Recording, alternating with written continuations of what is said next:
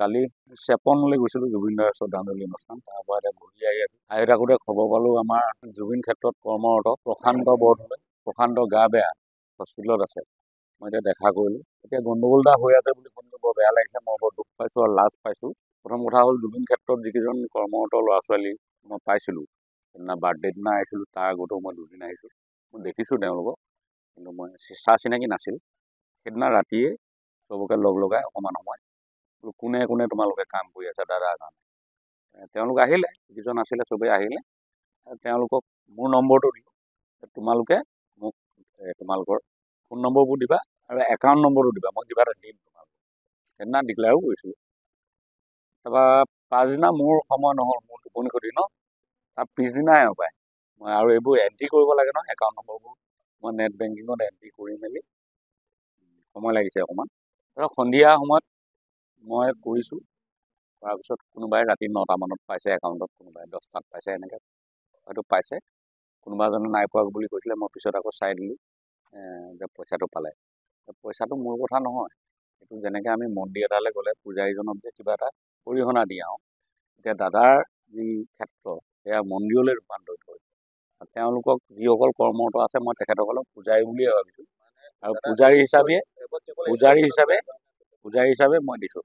মই যি ছজনক পাইছোঁ ছজনক দিছোঁ। তাৰপিছত এগৰাকী তেখেত গাঁও পঞ্চায়তৰ নেকি, তেখেতে ফোন কৰিছিলে। মই বোলো আৰু যদি কোনোবা আছে মোক লিষ্টখন বনাই দিয়ক, মই তেওঁলোককো দিম। মোৰ কথাটো সেইটোৱে, মই এওঁলোকক পাইছিলোঁ কাৰণে এওঁলোকক দিলোঁ।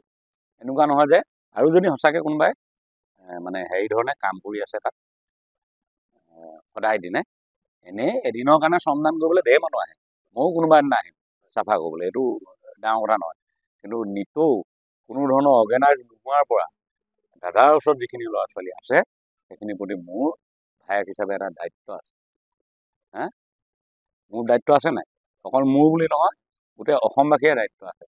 মই ভাবোঁ সকলো আগবাঢ়ি আহিব। মই কথাটো অকণমান এনেই সাধাৰণতে এনেকুৱা কাম মই ঢেৰ কৰি থাকোঁ, কিন্তু মই প্ৰচাৰ নকৰোঁ। এই কথাটো এইকাৰণে প্ৰচাৰ কৰিছিলোঁ, কাৰণ চৰকাৰীভাৱে গোটেই ব্যৱস্থাপনাটো গঢ়ি উঠিবলৈ সময় লাগিব। কিন্তু এওঁলোকেতো সদায় কৰি থাকিব, নিজৰ ঘৰ দুৱাৰ আছে, নিজৰ এটা পাৰিশ্ৰমিকৰ কথা আছে, কিবা এটাতো তেওঁলোকক দিব লাগিব। মইতো সদায় দিব নোৱাৰিম, মই ইমান ধনী মানুহ নহয়। গতিকে আৰু কোনোবা যাতে আগবাঢ়ি আহক, সেই পথটো দেখুৱাবলৈহে এই কথাটো কোৱা হৈছিল। একদম অদৰকাৰী কথা। কোনোবাই যদি নাই পোৱা, মই অনুৰোধ জনাইছোঁ, মোক নম্বৰটো দিয়া আছে। আৰু কোনোবাই যদি কৰি আছে তোমালোকেও চাবা, আৰু যদি কোনোবাই কৰি আছে মোক নাম দুটামান দি দিবা, যাৰ আছে। ঠিক আছে, মই সেইটোও কৰি দিম। ইমানখিনি কৰিলোঁ যেতিয়া সেইটো কৰিব নোৱাৰিম, কৰিব পাৰিম। গতিকে মই এতিয়া জুবিন ক্ষেত্ৰলৈ গৈ আছোঁ, আৰু এইবোৰ কিবা কিবি কাজিয়া পেচাল, এই কিবা আমুক তামুক এনেকুৱা বস্তুবোৰলৈ যাব নালাগে। সকলোৰে মাজত দাদা সৎভাৱেৰে আমি জীয়াই ৰাখিব লাগিব ন, সকলোৰে মাজত। আৰু দাদা সকলোৱে ঊৰ্ধত, জুবিন দা সকলোৱে ঊৰ্ধত। কোনো ৰাজনীতি, কোনো ডাঙৰ মানুহ, কোনো কিবা ডক্টৰ ইঞ্জিনিয়াৰ একো নাই, সকলোৱে ঊৰ্ধত। ভগৱান পুত্ৰ তেখেত, ঈশ্বৰ পুত্ৰ।